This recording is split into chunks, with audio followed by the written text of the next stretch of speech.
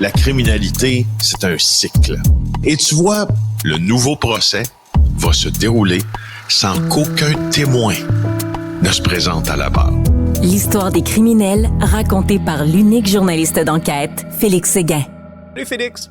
Bonjour. Tu nous présentais certains chiffres, notamment sur la criminalité, les homicides qui étaient en baisse. Mais, en trame de fond quand même, il reste des tensions. Et là, il y a un conflit entre gangs qui dure depuis 2 ans à Montréal, qui pourrait être lié à plusieurs événements violents qui se sont produits dans la métropole. Ben voilà, hier, je vous annonçais que à pareille date, donc cette année, là, les meurtres étaient, à pareille date l'an dernier, devrais-je dire, il y avait eu donc 2 fois plus de meurtres qu'à pareille date cette année. C'était un bilan qui était encourageant pour le SPVM. C'était des chiffres énoncés pour Montréal. Il ne faut pas oublier dans ça qu'il y a quand même, malgré la diminution des homicides, des conflits que j'appellerais des conflits hyper régionaux qui persistent et qui ont une influence justement sur notre sentiment de sécurité. Alors, je vais vous parler de 4 dates importantes.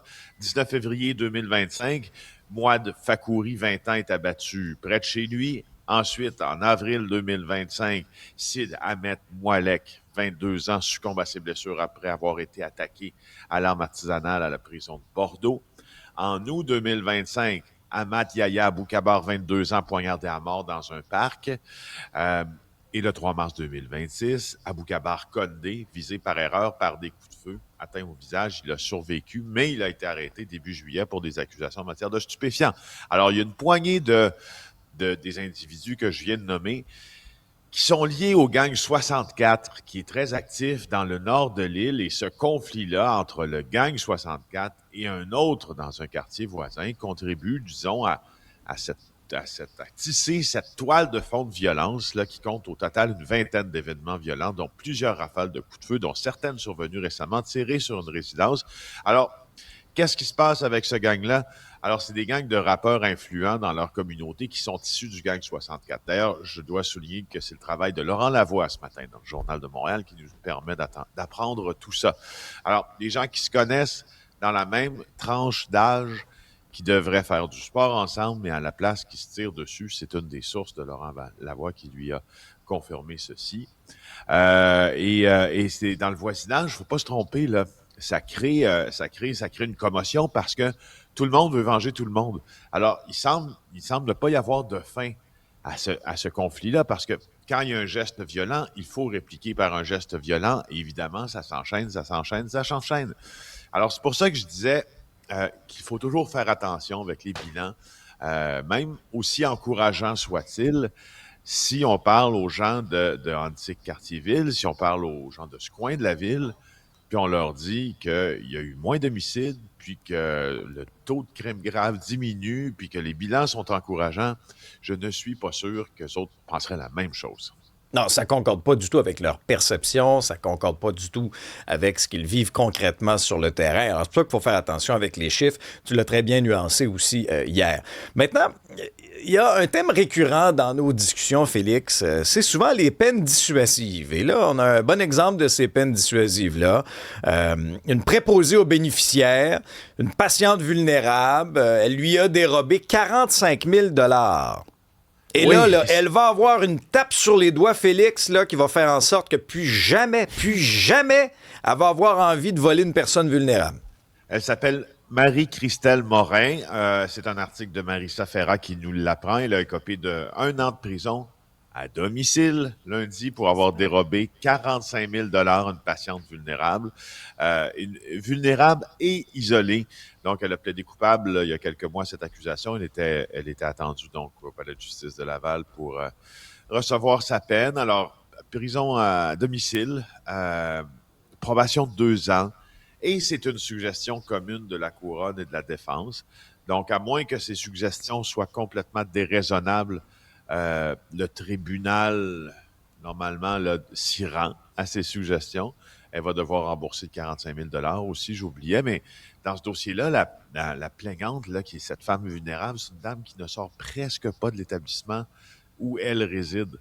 Ses proches lui rendent peu ou pas visite. Elle s'était donc rapprochée de qui? D'une préposée aux bénéficiaires, qui était Marie-Christelle Morin. C'était à l'établissement Paul Raymond de Rawdon en 2002. Alors, elle partageait son quotidien avec la préposée. Puis, la préposée, elle pigeait dans son compte bancaire. Alors, elle se fiait à ça, écoute, je veux dire. Tu sais, la dame était incapable d'utiliser son cellulaire, alors elle se fiait à celle qu'elle croyait être son amie pour ses dépenses, puis ses transactions. Alors, Mme Morin, elle en a profité. Je trouve ça horrible. Je pense que moi, dans ma tête, ça mérite une sentence de prison, bien sûr. C'est juste que, en parlant à plusieurs avocats, vous allez voir ça dans cette saison du Parloir, d'ailleurs, qu'on enregistre avec Annie-Soleil Proto, on a fait des émissions complètes, les amis, sur les sentences à domicile. On regarde le cynisme des auditeurs. Là. Il y a quelqu'un qui dit, est-ce que le DPCP paye l'abonnement Netflix aussi? C'est ça, les fameuses peines Netflix. Je serais même pas surpris. D'ailleurs, c'est le thème des peines Netflix. Puis vous allez voir que ce sujet-là c'est tellement un sujet à débat, parce que quand tu parles aux avocats de la défense, et même certains de la couronne, ce qu'ils vont te dire, c'est qu'une peine de prison avec sursis, donc les fameuses peines à domicile, surnommées les peines Netflix, surnommées dans le passé les peines bonbons par Claude Poirier, c'est une peine de prison. Et c'est strict.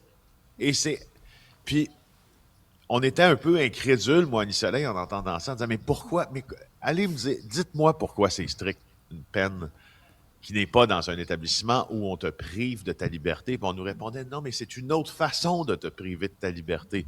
C'est vraiment un débat intéressant à faire. Dans ce cas-ci, moi, je veux dire, je vais vous le dire honnêtement, voler 45 000 à quelqu'un de vulnérable, voler une pièce à quelqu'un de vulnérable, ça me lève le cœur. Alors, imaginez 45 000. Alors, voilà, elle a eu sa sentence, elle a été reconnue coupable, puis elle s'en va en prison, mais chez elle. Mais ça a l'air que le processus judiciaire y a permis de comprendre bien des affaires. C'est ça qu'elle a dit au palais de justice de Laval. Elle a dit, ouais, j'ai peut-être été opportuniste, mais j'ai appris de mes erreurs. Je vois pas pourquoi on serait pas convaincu. Je vois pas pourquoi on ne croirait pas une fraudeuse qui a détroussé une pauvre aînée comme ça. Puis moi, ce qui me brise le cœur, c'est quand dans l'article, là, on cite l'aînée, la victime de 72 ans. C'est des propos qui étaient tenus dans l'enquête préliminaire. Là. La dame disait, Marie-Christelle, je lui faisais tellement confiance. Non, j'aurais pas pensé. Elle disait tellement qu'elle était mon amie. Je ne me souviens pas pourquoi elle me demandait de l'argent. Hey! Non, mais à quel point il faut que tu descendes bas, toi, dans ta vie? À quel point tu es sincèrement là, une charogne là, de voler des aînés comme ça, des gens vulnérables? Moi, Félix, là, je n'ai aucune clémence envers ce genre de personnes. Je me dis dans ça, je me pose toujours la question en fait, il faut avoir une pratique journalistique qui consiste à couvrir des affaires criminelles, particulièrement le crime organisé, mais un peu le crime en général. Les fraudes, beaucoup aussi. Quand tu voles et que tu détrousses une aînée de 45 000 $ puis que tu te dis au tribunal que ça t'a donné des leçons, comme tu le soulignes, Alexandre, puis je me pose toujours la question, est-ce que le mal est dans toi? Tu comprends? Est-ce que c'est dans toi? Parce que, tu sais, moi, j'ai 45 000 bonnes raisons de douter de la réhabilitation de cette femme-là. Pour rester sur le thème de l'argent. Là. La minute que tu poses le geste de frauder une aînée, est-ce que tu as dans toi les ingrédients de l'absence de morale? Puis est-ce que tu peux être réhabilité? Je peux comprendre parfois que dans une situation X, tu as peut-être cédé puis tu le regrettes, mais j'ai mes doutes. Honnêtement, j'ai mes doutes. Ben, la bonne nouvelle dans tout ça, c'est que la fraudeuse va pouvoir écouter la prochaine saison du Parloir. Ça va peut-être la faire cheminer. Merci, Félix, de contribuer à la réhabilitation de nos actifs pour la société, comme cette dame-là. Pas sur l'épisode des peines Netflix. Salut, Félix.